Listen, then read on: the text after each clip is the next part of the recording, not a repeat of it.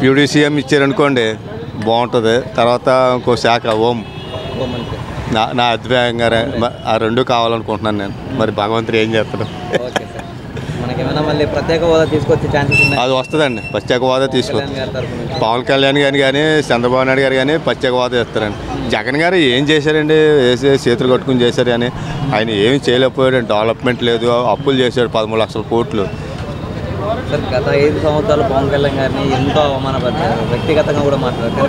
పవన్ కళ్యాణ్ గారు మాత్రం వైసీపీ పార్టీని ఎలాంటి మాటలు అనలేదు. మొన్న మీటింగ్లో కూడా చెప్పారు. మీటింగ్లో అవనాకి ఏం లేదండి. కష్ట సాధింపులు చేసుకున్నారు.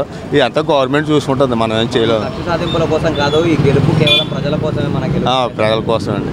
ప్రజల కోసమే ఓటు. ఎక్కడెక్కడ వాళ్ళు లేని వచ్చేసారండి. విదేశాల నుంచి కూడా వచ్చి కసిగా గుర్తేసారండి. అక్కడ బెంగళూరు, హైదరాబాద్. మా అమ్మాయి ఉందండి, దుబాయ్ నుంచి వచ్చి కొట్టేసింది.